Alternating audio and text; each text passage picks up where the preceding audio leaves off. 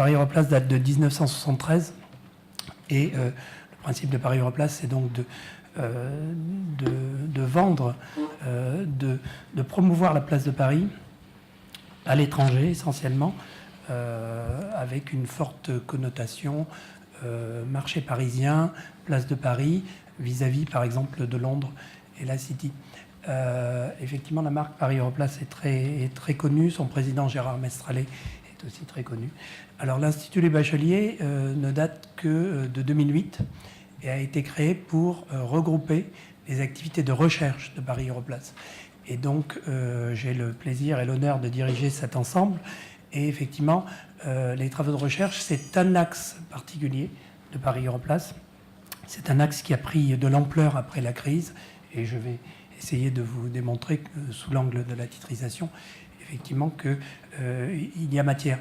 En très peu de mots, l'Institut des Bacheliers abrite une vingtaine de chaires de recherche et à peu près 200 chercheurs qui travaillent essentiellement aux États-Unis et en Europe dans ces chaires de recherche et qui produisent donc des articles de recherche, des synthèses, des notes, y compris pour le G20, par exemple, lorsque le ministère des Finances nous demande de préparer sur tel ou tel sujet des réflexions.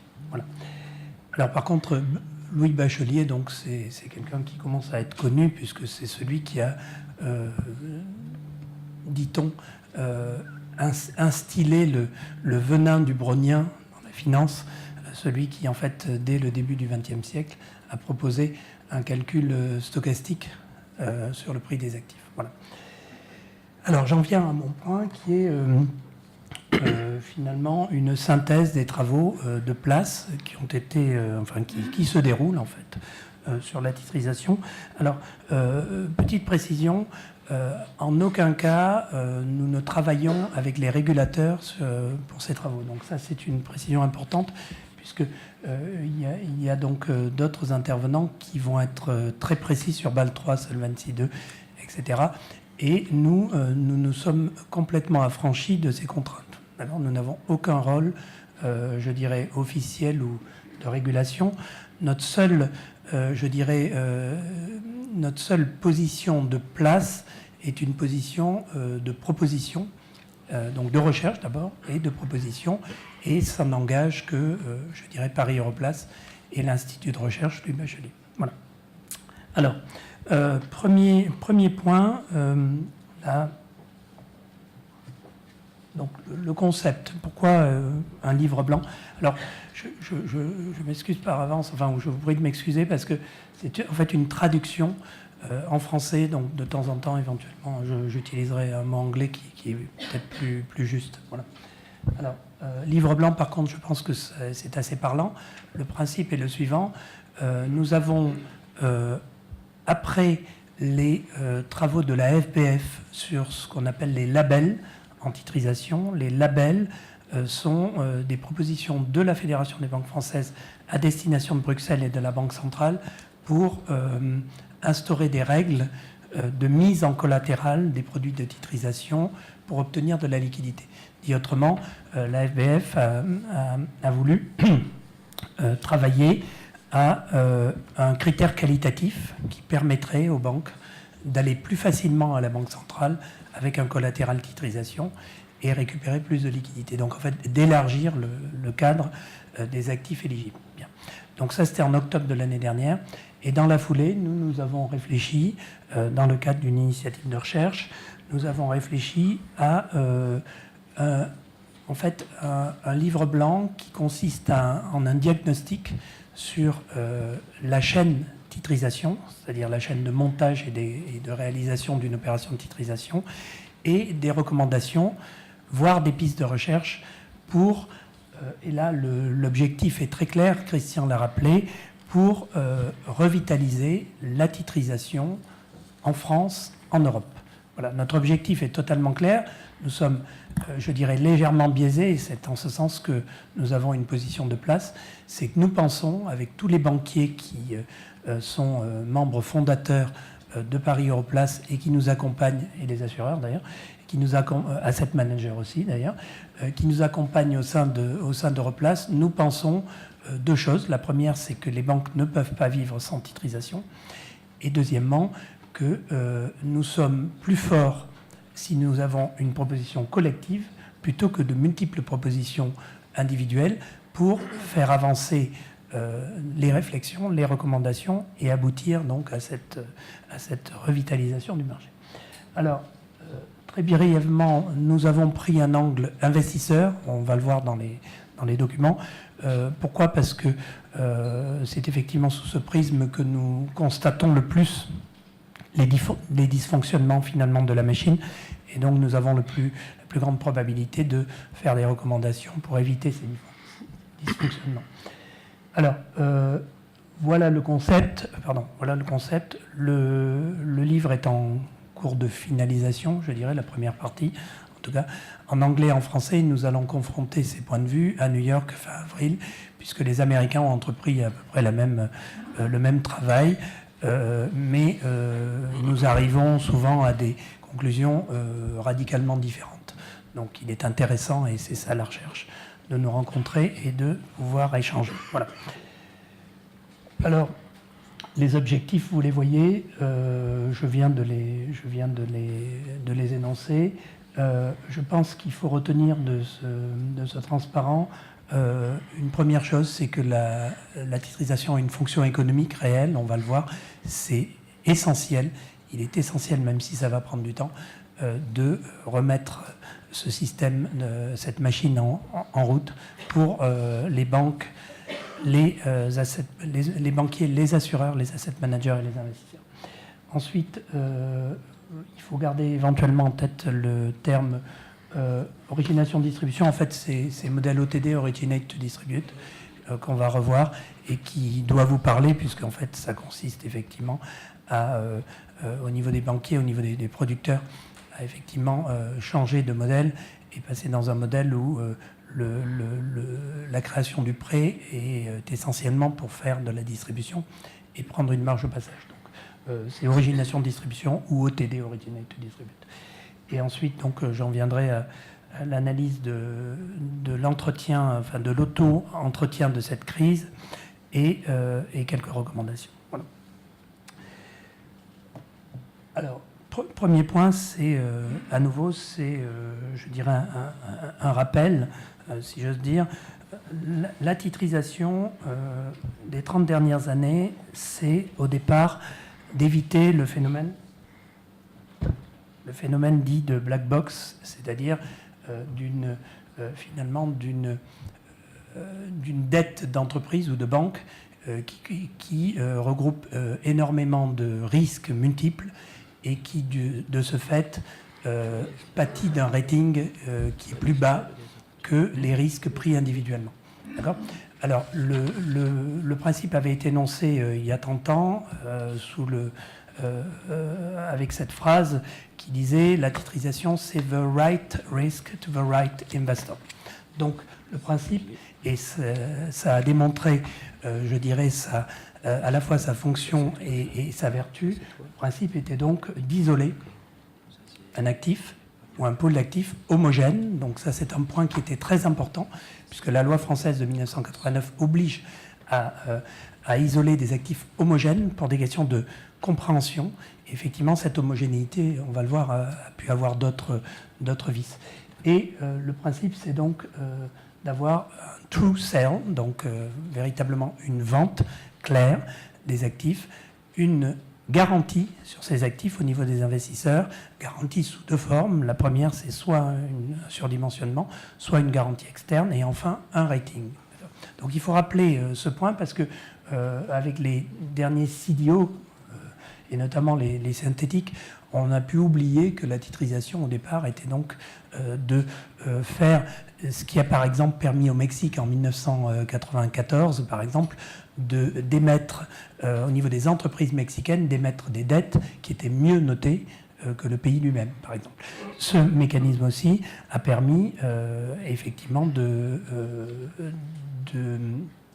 a permis aux banques, avec une dose de capital, je dirais, raisonnable, effectivement, d'alimenter énormément en prêt le marché hypothécaire. On va le voir, il faut retenir un chiffre sur ce modèle qui existe depuis 30 ans, c'est le suivant, c'est que lorsque la titrisation aux États-Unis, la titrisation résidentielle augmente de 10% sur la période 2007, les mortgages américains, donc les prêts prime, mid-prime, subprime, le taux des prêts baisse de 15 points de base. Donc c'est quand même un mécanisme, effectivement, économiquement, qui est aux États-Unis extrêmement vertueux, en tout cas pour l'emprunteur.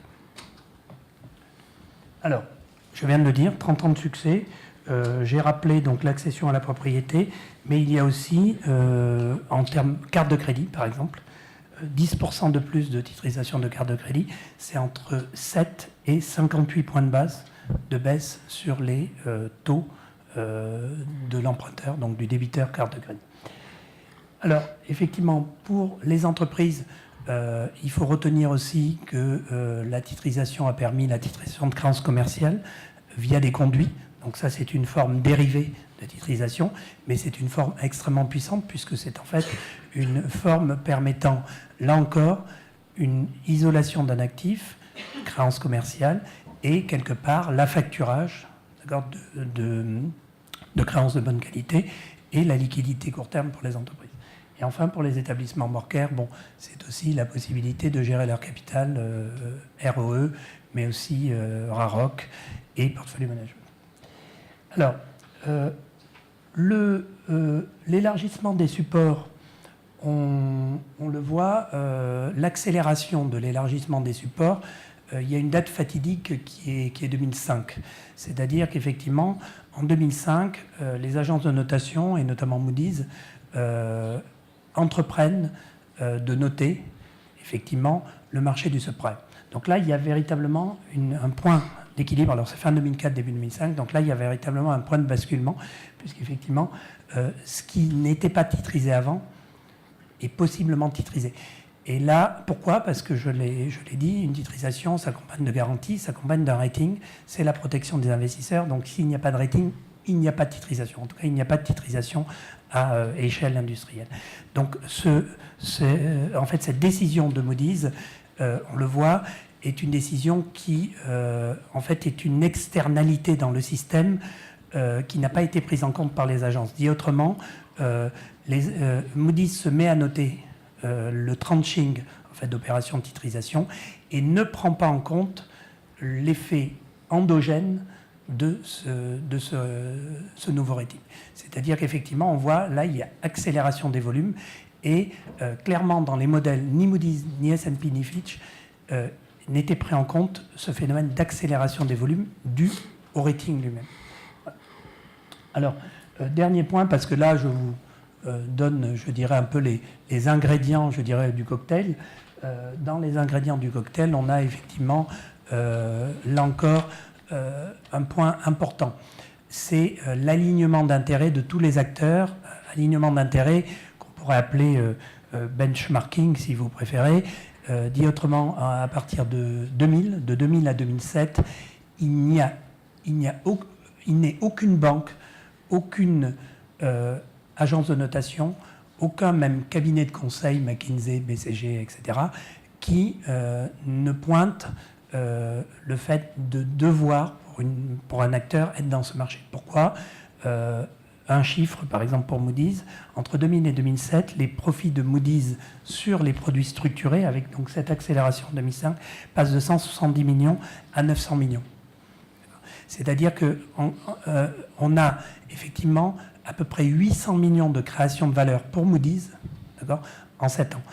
Pour les intermédiaires, c'est très très clair. Une banque qui se veut régionale, donc régionale, européenne ou internationale, se doit d'être sur les produits structurés. Il y a un très joli cas, effectivement, qui existe. Vous avez un cas de MBA qui est enseigné, en l'occurrence, il est enseigné à Sciences Po et à Dauphine, sur le cas UBS, qui est vraiment très clair, où UBS et les boîtes de conseil, donc ça me va parce que je crois qu'il n'y a personne du non, je peux le dire. Ceci étant, c'est un cas scolaire, donc on peut le débattre. Voilà. Il y a un cas qui est très joli, qui montre bien ce phénomène, si vous voulez, d'accélération chez UBS et notamment la prise par UBS de tranches seniors pour créer de la titrisation, qui venait essentiellement du fait que 57% de la croissance des fixed income des banques de la taille d'UBS entre 2003 et 2007 venait des structure credit. Alors, originate to distribute. Donc ça, c'est vraiment le point, je dirais, de basculement du système. C'est-à-dire, le principe, c'est que au départ, il est bon, effectivement, pour les banques, pour la gestion de leur capital, mais aussi pour la liquidité du marché, il est tout à fait bon d'avoir un système qui, quelque part, se met à, je dirais, contingenter du risque et à le distribuer au marché rapidement, voire directement. D'accord ? Bien. Alors, effectivement, au départ, c'est un bon modèle. Le problème, et ça, je ne vais pas l'évoquer maintenant, mais effectivement, on travaille avec les équipes de Toulouse, la Toulouse School of Economics, qui sont vraiment les spécialistes des incitations des agents. Il est clair que ce modèle, donc, qui est un modèle de effectivement, où le banquier passe d'un modèle traditionnel de prêt, de scoring et de prise dans son bilan, ensuite de portfolio management via titrisation, etc., passe à un modèle où le produit titrisé est déjà vendu, d'accord, avec toute la chaîne de montage qui est, je dirais, préfabriquée, et effectivement, il ne manque plus que le loan, il ne manque plus que la matière première, d'accord. Et ça, c'est clairement 2006, donc les effets d'accélération, c'est d'ailleurs dans le livre, les effets d'accélération sont très nets à partir de 2006. C'est-à-dire 2006, pour dire autrement, Citibank, qui avait l'habitude, lorsqu'il originait 10, de ne garder qu'un dans son bilan, d'accord, les 10 de Citibank à partir de 2006 sont prévendus avant même d'avoir fabriqué donc, les 9 et les 1 qui vont rester dans leur bilan.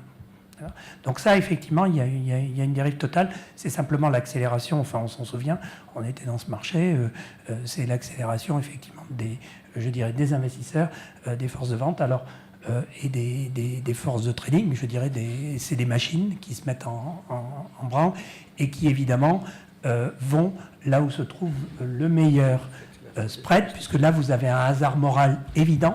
Lorsque vous avez prévendu quelque chose, il est clair que le hasard moral est total. C'est comme si vous aviez déjà, l'image est la suivante, les assureurs connaissent ça par cœur, l'image est la suivante. Vous avez déjà été remboursé d'un accident de voiture que vous n'avez pas encore eu. D'accord ? Qu'est-ce qu'il vous reste à avoir, l'accident de voiture ? Pour finir, je dirais, pour boucler la boucle. D'accord ? Voilà. Donc il est clair que les assureurs savent ça, et le hasard moral, c'est l'inverse. C'est comment fabriquer de bons conducteurs. Bien. Alors, il reste effectivement un acteur essentiel. Alors, un ou deux acteurs, on va dire, mais là, on n'est pas là pour faire quelques procès que ce soit. C'est juste, à nouveau, on démonte le train électrique hein, et on regarde effectivement où est-ce que ça a déraillé. Effectivement, là, il est clairement il y a deux endroits, finalement, où ça déraille. C'est évidemment les agents de notation, donc avec ce phénomène d'accélération, et quelque part le laxisme de la notation, c'est-à-dire que les agences, c'est très très net, on le voit bien dans le livre, on voit bien qu'une agence de notation, d'ailleurs, les notations sont toujours considérées comme sérieuses sur les corporates, alors qu'elles sont considérées, on va dire, un peu folkloriques sur les CDO, ABS, etc. Ça va mieux, mais bon, il y a même eu un temps où ça ne valait plus rien. Bien. Ce que je veux dire, c'est qu'effectivement, une agence de notation est toujours beaucoup plus stricte sur la notation d'un corporate ou d'une banque qu'elle ne l'était sur la notation d'un ABS ou d'un CDO. C'est très net. Un mois avant la faillite, Lehman était noté single A. Lehman n'était pas noté triple A. Voilà. Donc il y a les agences. Là encore, rappelez-vous la croissance de ce business dans les agences. Le deuxième, c'est effectivement la capacité d'apprécier les risques dans les banques, d'apprécier les risques, d'apprécier les rémunérations, etc. Donc là, c'est vraiment un problème, je dirais, alors à la fois de gouvernance. On peut regarder, d'ailleurs nous regardons les problèmes de contrôle central des risques dans les banques, c'est-à-dire ce mécanisme qui fait que, quelque part, en une demi-heure de temps, on va présenter à la direction générale un dossier qui est extrêmement compliqué, qui peut être un CDO tranché, un ABS qui inclut des actifs ésotériques, d'accord. Et on a une demi-heure de temps. Quand je dis une demi-heure, c'est éventuellement un quart d'heure, d'accord. Effectivement, tout est préparé en amont, mais on est dans un système, comme vous savez, à l'Assemblée nationale. C'est-à-dire, effectivement, c'est les cabinets et les commissions qui travaillent, et puis ensuite, le vote lui-même est extrêmement bref. Donc, c'est exactement ce système qui existait dans les banques. Donc là, nous nous penchons là-dessus. Il y a un autre point aussi, c'est évidemment le problème des rémunérations. Bon, là, on a vu, il faut savoir que, outre la petite mousse qui est faite dans les médias, bon, le problème de rémunération variable est un vrai problème, d'accord, et qui n'a pas encore, pour l'instant, de solution. Et jeter les rémunérations variables n'est pas nécessairement une solution. Donc là encore, on se penche là-dessus. Il y a un dernier point qui est l'appréciation des corrélations, c'est-à-dire il faut être capable dans un système, et là ça vient de la responsabilité, de l'infusion de responsabilité à tous les niveaux dans une entreprise. C'est-à-dire d'avoir, je dirais, le trader, le structureur, le vendeur, mais aussi leur patron, mais aussi le contrôle des risques, la direction générale. Il faut que chacun prenne conscience de ce qu'est le risque qu'il a en main et qu'il propose. Et notamment au niveau de la corrélation, c'était effectivement un point clé. Je rappelle que JP Morgan a été la banque qui a été la plus stricte à ce niveau-là et qui a refusé en fait certains produits, notamment les subprimes, essentiellement pour une raison, c'est nous ne sommes pas capables d'apprécier la corrélation sur ces actifs. Bien. J'en viens donc rapidement à mon point. La crise auto-entretenue, bon, je vous l'ai dit. Alors, maintenant, finalement, quelques recommandations, des pistes de recommandations. Donc, la première, c'est de casser, selon nous, je dirais, le lien entre émetteur et évaluateur. Dit autrement, pour aller plus vite, les agences de notation donnaient leur modèle, finalement, de notation aux structureurs. D'ailleurs, c'était les mêmes personnes, mêmes âges, mêmes écoles, même formation, je dirais. Et en gros, tout ça s'est changé, c'est-à-dire qu'en fait, il y avait le policier qui disait, en fait, au conducteur comment faire pour éviter les radars. Voilà, c'est exactement ce qui s'est passé. Donc ça, il faut arrêter ça. Donc ça, c'est la question centrale pour nous. Ensuite, il y a deux pistes de recherche. La première, c'est sur la tranche equity, c'est-à-dire, pour résumer, et je suis prêt évidemment à vous en dire plus bilatéralement. Le premier point, c'est qui nous distingue d'ailleurs le plus des Américains, c'est de dire qu'il faut revenir aux bases. C'est-à-dire la titrisation, c'est avant tout une structure tranchée où l'equity est le first risk taker, c'est-à-dire l'equity, c'est vraiment quelqu'un qui connaît le risque, qui le prend et qui parie sur le fait que le rendement couvrira le risque idiosyncratique. La dette, c'est véritablement un risque de type assurantiel où effectivement là on va parier, où on va je dirais réfléchir aux corrélations entre l'idiosyncratique et le systémique. Bien. Et nous pensons que le système à la fin était complètement tête en bas, c'est-à-dire que les titrisations étaient fabriquées à partir des tranches seniors et super seniors avec un prix canon qu'on obtenait chez les monolines, etc. Et que finalement la partie equity qui était la gouvernance finalement du système, était totalement délaissé. À la fin, c'était une structure à l'envers, c'est-à-dire que ça partait du haut, là où théoriquement il ne devrait pas y avoir la gouvernance, et ça se terminait en bas par défaut, là où il devrait y avoir la gouvernance. Donc là, nous travaillons autour de ça, et nous travaillons autour d'un deuxième thème, qui est l'agence de notation.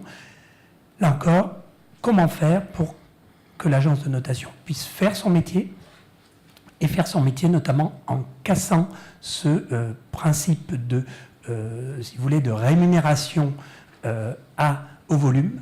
D'accord ? Alors là, effectivement, nous trouvons d'ailleurs les mêmes phénomènes que nous avions en 2001 avec Enron et les commissariats aux comptes. Donc nous nous inspirons effectivement de certaines résolutions qui ont été prises à ce moment-là. Le fait de faire tourner les agences, le fait de fabriquer éventuellement un prix réglementé, ce qui ne veut pas dire de réglementer les agences, voire donc une piste de recherche que nous avons avec Singapour qui serait alors qui va être appliquée, qui va poindre en Asie, qui est effectivement d'avoir un mode de wiki de notation, c'est-à-dire à partir du net de fabriquer effectivement un Wikipédia finalement, donc avec plusieurs contributeurs, avec une avec une autocorrection sur les produits de titrisation, notamment pour partager la connaissance. Je termine parce que j'ai été légèrement trop long et je vous prie de m'excuser. Merci Jean-Michel, non, c'était parfait en timing, vraiment bravo.